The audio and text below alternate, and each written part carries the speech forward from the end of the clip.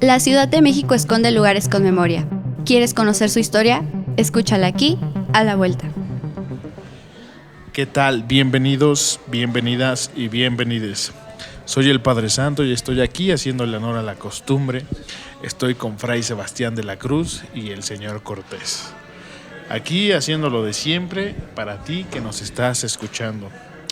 ¿En dónde andamos en esta ocasión? Pues en la colonia Tacubaya. Estábamos en Aguasanta Tropical.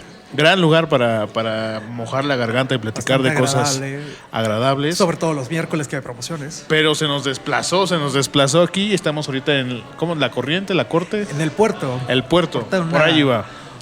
En el puerto, que también bastante agradable, ¿eh?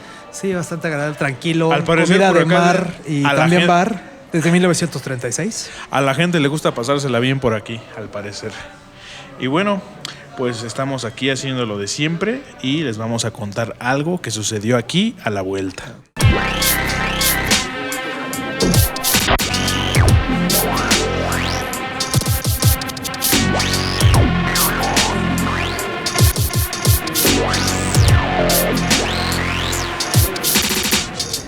Pues sí, muy bien. ¿Qué tal, santísimo y venerable Padre? Ya estamos por aquí. Ya cansado, fue una peregrinación. Sí, no, difícil, pero pues... Un día complicado. El trabajo de estar buscando entre la ciudad. Pero son tiempos complicados, no me hacen mella en esta noble labor. Y pues bueno, decía que estábamos aquí en el barrio de Tacubaya. Sí, exacto. Y justamente enfrente del famosísimo edificio Ermita, uno de los íconos arquitectónicos de la muy noble y leal Ciudad de México. Vamos aquí añadiendo al glosario, y no hay que dar por hecho que la gente sabe cómo son las cosas. ¿Qué es una ermita y qué hacía una ermita aquí en esta parte de la ciudad? Bueno, a ver, hace años. Hemos por fin salido del centro de la ciudad y estamos en lo que en su momento hubiera sido el poniente de la ciudad, y en realidad no la ciudad, sino sus afueras, que eran municipalidades, eran pueblos externos totalmente a la ciudad, con un ambiente rural.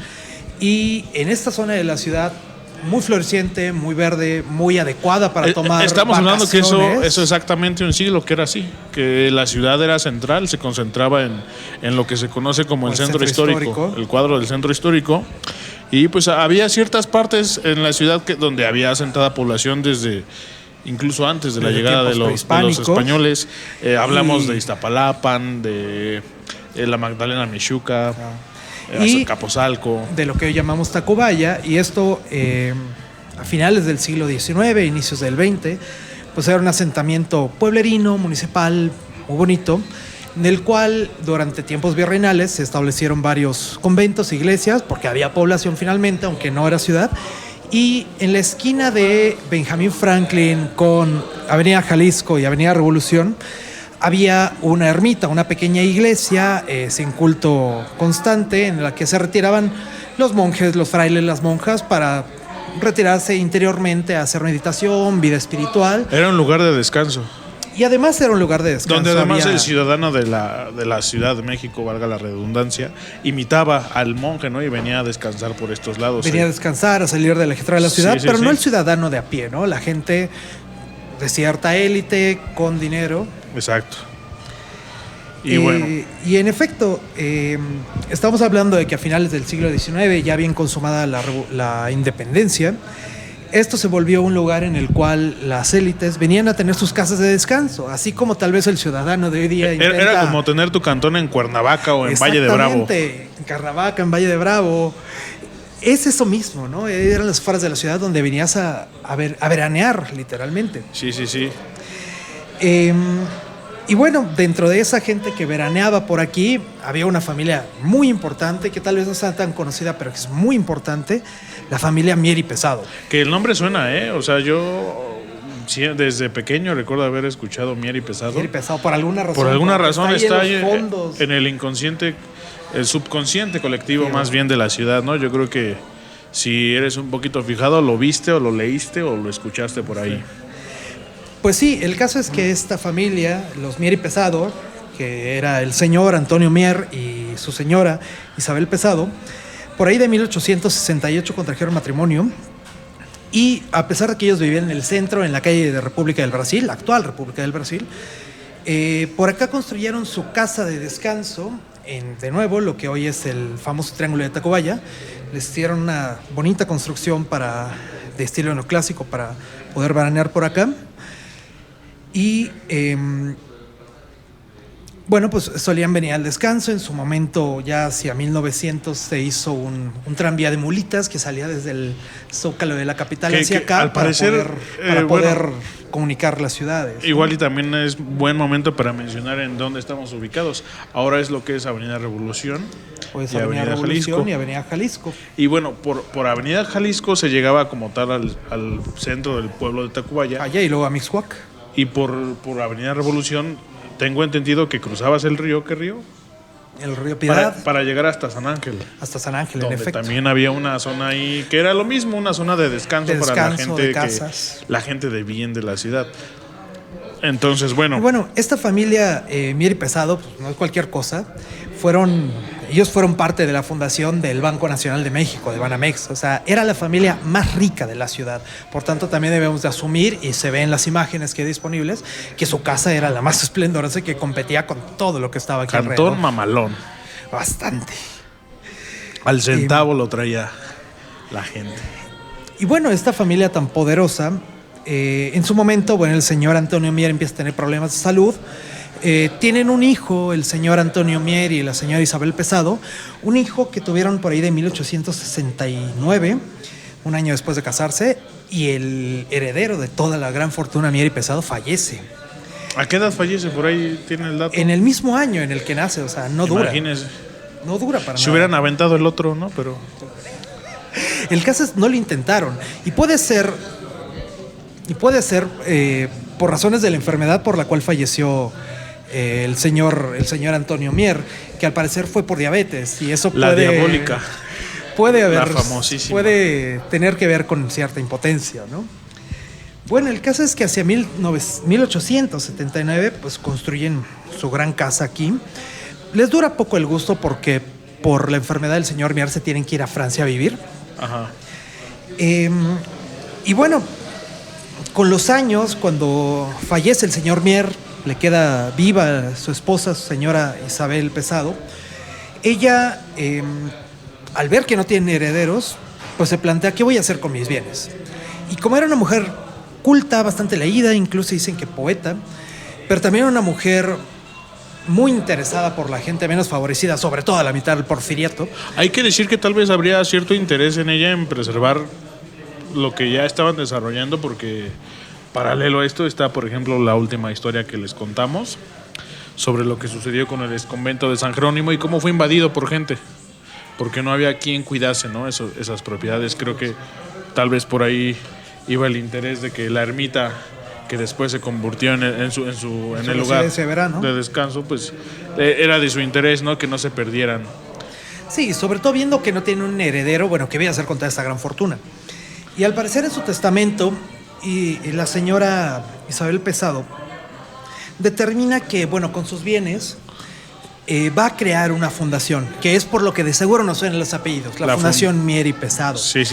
Y en su testamento se destina que sus bienes deben de ser para esta fundación, que se va a dedicar a atender sobre todo a niños para educarlos y ancianos para cuidarlos en su vejez.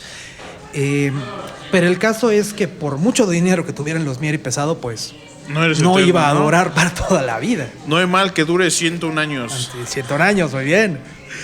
Y entonces se empieza a ver qué hay que hacer con el dinero para poder seguir sustentando las obras de caridad una vez que hayan muerto los señores. Sí. Y de repente aparece uno de los personajes protagonistas del día de hoy, que es Juan Segura. ¿Quién era Juan Segura? Juan Segura era un arquitecto que era un poco familia indirecta de los Mier y Pesado, que había estado estudiando en Francia, trayendo las nuevas tendencias de la arquitectura. Acando de chalán de gente, de arquitectos de importantes por ahí, del Art Nouveau. Y en algún momento la hermana de la señora Isabel lo contrata y le dice, a ver, ¿hay dinero? Necesitamos que produzca para poder sostener la fundación. Tienes cancha libre, haz lo que quieras.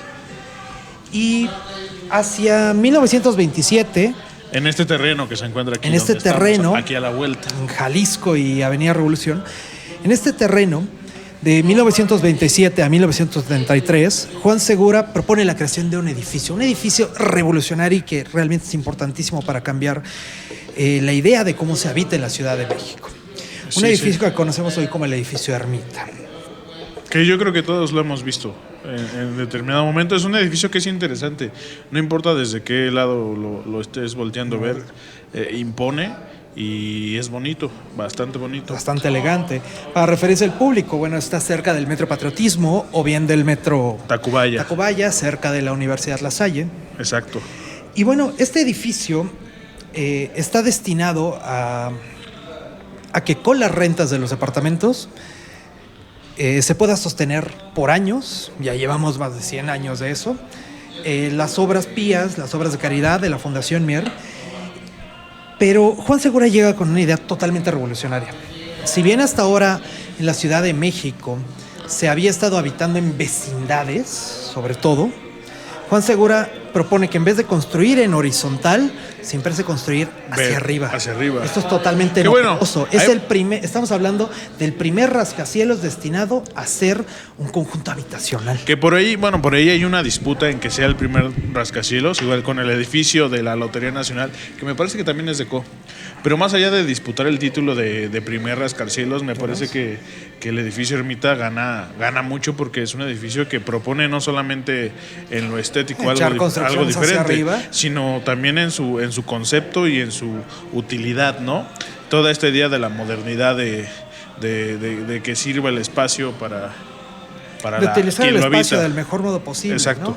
Entonces Juan Segura crea en un edificio en estilo Art Deco, estilo muy rectilíneo, adornado, y con los nuevos materiales que está permitiendo la nueva tecnología. Propone un edificio que tiene muchísimas cosas revolucionarias. Primero propone, como ya decía, salir de construir vecindades horizontales para vivir hacia arriba. Hacia arriba.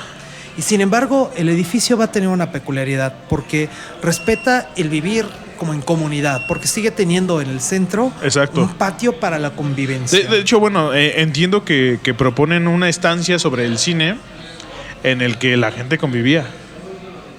Sí, en efecto.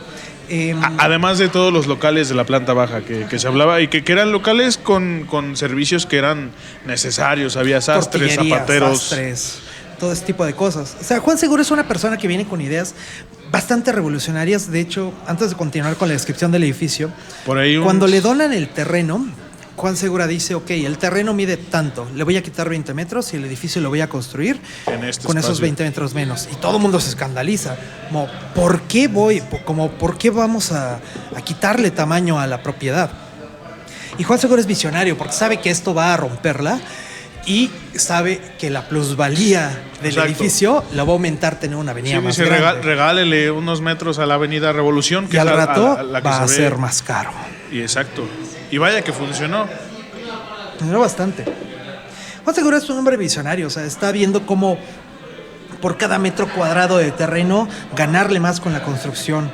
Está buscando aprovechar el espacio verticalmente porque sabe que está empezando a haber migraciones desde el interior de la República y que vienen cada vez más gente hacia la Ciudad de México y anticipándose a una crisis habitacional, por eso construye hacia arriba. Menciona cierto fenómeno, que había gente que venía a trabajar, que necesitaba venir unos días y que venía en condición de soltero un par de semanas, no necesitaban un departamento completo. Lo único que requerían era un espacio para donde dormir. Y en ese sentido, aquí en el edificio Ermita se cumple bastante. Era como que el dormitorio, un pequeño estudio, tu cocineta, tu baño. Y bueno, ya si tú necesitabas recibir a alguien, pues habían estos vestíbulos en el edificio donde había las condiciones para recibir a tu visita y pasar un rato agradable. Como recibía la gente a sus visitas en las antiguas vecindades. Exactamente. Ahora, sí hay pequeños departamentos dentro del edificio Ermita, pero también hay departamentos más grandes, porque Juan Segura ya está pensando que hay diferentes modos diferentes esquemas de familia y que la gente tal vez necesita solo un pequeño cuarto o tal vez tener a 4 hijos. Unos de Catego que tengo entendido que están construidos justo en la parte que da hacia el frente del edificio, donde está esta columna que al final se vuelve publicitaria. Y son departamentos, me parece. Más pequeños. Si la memoria no me falla, que no les aseguro nada, 120 metros cuadrados, que es una cantidad que incluso a la fecha es bastante bien para vivir de manera digna. Y sobre todo quisiera hacer hincapié en eso, que se interesaba él por una vida digna, ¿no? No únicamente el recuperar la inversión de capital, sino ofrecer condiciones de vida pues dignas para todos, cómodas. Que es una herencia del testamento de la señora Isabel Pesado, ¿no? Sí, Ella misma estaba pensando en eso. En efecto, hay diferentes tipos de departamentos. Entonces estamos hablando de multifamiliares ya. Y en la parte norte, donde están los departamentos más pequeños, estamos hablando de que hay un gran espacio, esta columna, para publicidad. Pero es que eso también nos hace ver que Juan Segura ya está más allá, porque está empezando a ver que en el mundo occidental del capitalismo, la publicidad empieza a ser algo muy importante y diseña esta parte delgada del edificio para ser rentada publicidad. Algunas personas del público seguramente se acordarán que ahí hubo mucho tiempo anuncios de la Canadá, como los hubo en Insurgentes 300, o el famosísimo y multinominado en muchas fotos anuncio de la Coca-Cola.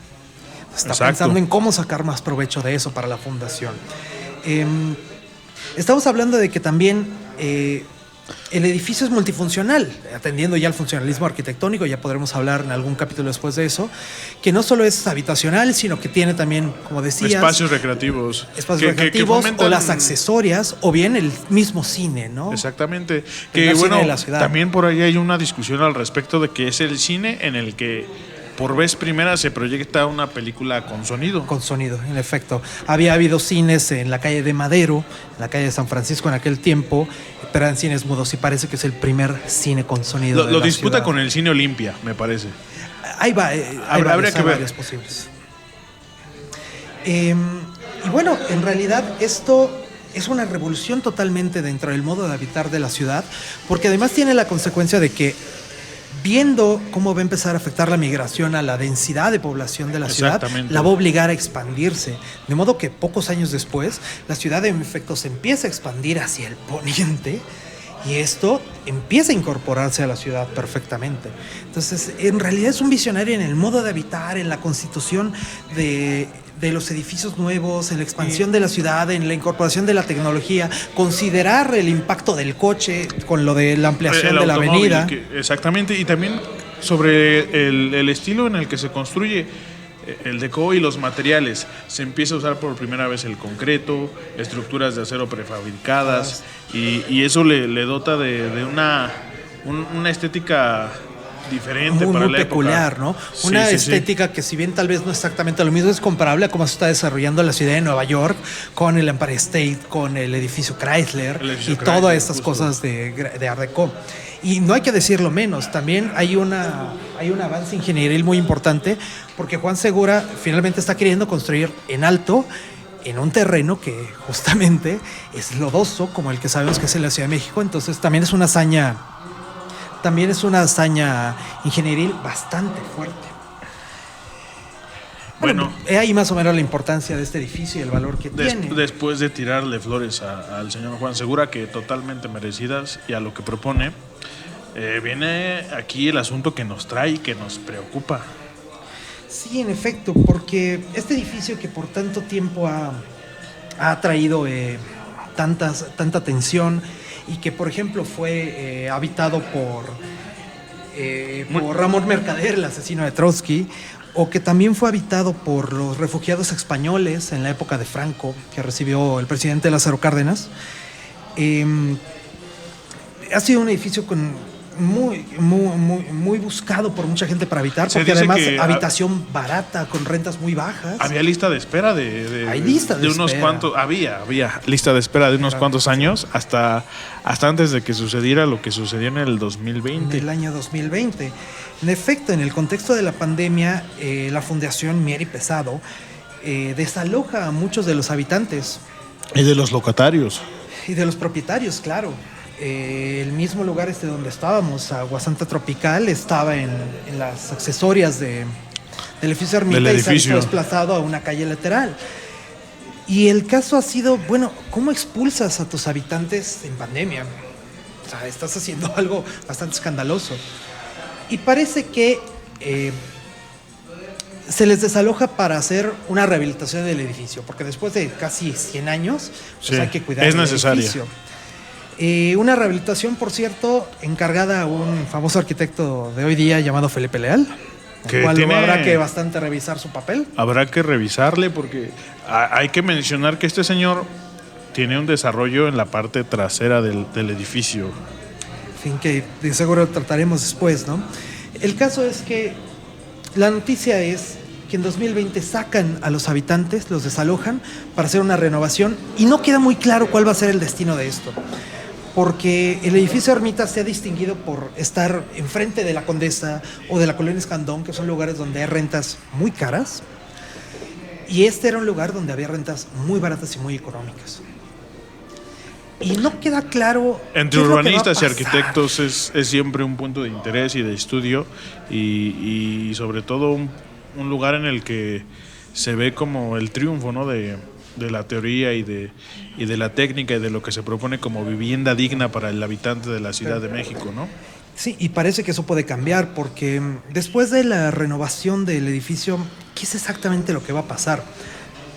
Porque estamos viendo que alrededor del edificio, tanto en las otras colonias como en la colonia Tacubaya misma, Exactamente. empieza a haber cierto tipo de desarrollos inmobiliarios, cambio del tipo de población, encarecimiento de la vivienda. Hay un par de fenómenos que van de la mano y que creo que hay que mencionar y aclararle a la raza que me escucha y explicar las cosas como son.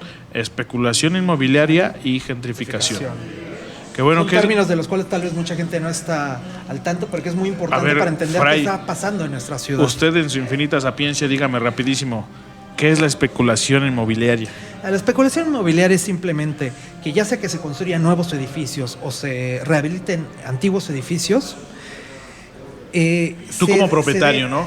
Exacto. Mantienes precios altos de renta Altos de renta. con el objetivo, aunque no rentes. Aunque nadie lo rente. A ti lo que te interesa es que suban los precios, el valor de tu inmueble suba. Para luego poder venderlo más Exactamente. caro. Pues no importa, te estás desinteresando totalmente de darle vivienda a la gente.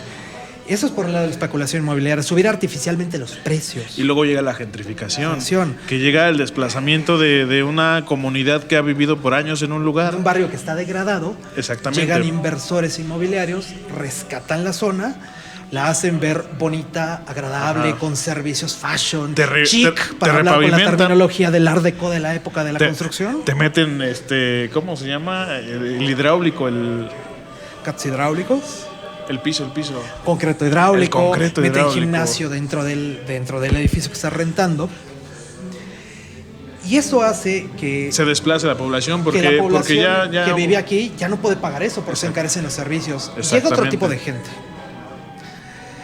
Y así como en el final de los años 30 y a los inicios del 40 llegaron, por ejemplo, aquí al edificio Ermita migrantes españoles, refugiados, hoy día con la renovación, llega nueva atendiendo gente. a lo que está pasando en las otras colonias, ¿quién está llegando a enriquecer los precios, a elevarlos y a sacar a la gente originaria de aquí? Y lo que le comentaba hace rato, Fray, la gente que llegó en los 30 era gente que venía escapando del dolor y de la guerra, viene con otra visión a querer habitar un lugar, Seguro. a desarrollar Bien. su vida, y ahora no, ahora es un fenómeno totalmente distinto. Llega gente con la intención de con Tener una la vida me- lo máximo de lujo que con pueda. la menor cantidad de dinero recibir lo más posible. A costa de la expulsión de los naturales del Exactamente. lugar, ya sea que estos nuevos inmigrantes sean mismos nacionales o sea gente extranjera que, como hemos visto ahora en la pandemia, pues Este vienen fenómeno- buscando trabajar de lejos y pagar en dólares para vivir más barato, y eso afecta a la economía de Este mucha fenómeno gente. que sé que a usted le puede, Fray, el de los expats. Los mentados expats que fíjese que en pandemia empezaron a llegar aquí al país, a zonas que son interesantes, son bondadosas y tienen ciertas capacidades. Y pues bueno, la gente aquí que vive de forma natural y que ha vivido por décadas tiene que desplazarse porque los mismos propietarios tienen Interés económico. preferencia por decir, bueno, a mí yo prefiero a esta me paguen persona en dólares. que me paguen en dólares y que se queden 3 semanas para no estar lidiando, y Y es lo que está sucediendo aquí. Es lo que está sucediendo y es preocupante porque es una afectación a la cuestión del derecho a vivir, a no ser expulsado del lugar donde uno ha sido originario, ¿no? Pues definitivamente el edificio Ermita está en esta encrucijada hoy día de si va a poder volver a tener su vocación originaria o si se va a entregar a la especulación inmobiliaria, a la gentrificación. Pero me gustaría decir que también hay que considerar que el edificio Ermita está al servicio de la Fundación Mier y Pesado, sí, y que finalmente el objetivo de la Fundación Mier y Pesado es sostener las obras de caridad que tiene no solo la ciudad, sino el país, incluso en Orizaba. Entonces está en una gran encrucijada acerca de qué deben de hacer, la responsabilidad social que tengan, las ganancias que necesitan para proliferar. Exacto. Y llevar a cabo su objetivo, ¿no? Sí. Y bueno, pues el objetivo de contar esta historia a mí sobre todo me parecía importante porque agrede un objetivo claro de su podcast, que es el recordar que los lugares tienen historia y tienen memoria. Y a mí lo que está sucediendo aquí me parece que lo agrede. Agrede la memoria, el derecho a la memoria que tenemos, a la conservación de nuestro patrimonio, a que nuestras comunidades sigan estando asentadas en su lugar y conservando sus modos de vida, ¿no? Pero bueno, pues aquí, muy cercanos a la Condesa Sur, a gente innombrable como el señor Felipe Leal, les saludamos, les invitamos a darse una vuelta a ver qué está pasando. Antes de que posiblemente se pierda ese patrimonio. Exacto, digo, ahorita la corona aquí me costó 35 varos, quién sabe cuando usted venga cuánto ande. Pero porque si usted es habitual de la Condesa sabe que ya ha subido mucho la cosa. Aprovéchele. Y pues bueno, ¿algo más que agregar, Fray? Pues simplemente recordar que si los lugares tienen memoria también, no solo la conservan por sí mismas, sino que hay que ayudar a defenderla y a conservarla, ¿no? Esperemos que así como se ha perdido patrimonio de otras épocas, pues de repente estas agresiones inmobiliarias que tiene el patrimonio del siglo XX, que está muy desprotegido legalmente, pues no vayamos a tener que en unos años hacer una crónica del patrimonio perdido del siglo XX. Pero bueno, pues nada más recuerden, quien no conoce su historia está condenado a repetirla. Y pues yo creo que es todo. Pues sería todo, podemos irse en paz. Salud. Aquí a la Vuelta es un podcast de crónica, patrimonio y turismo local de la Ciudad de México, presentado por Padre Santo y Fray Sebastián de la Cruz. Producción, Señor Cortés. Síguenos en nuestras redes sociales como aquialavuelta.podcast en Facebook e Instagram.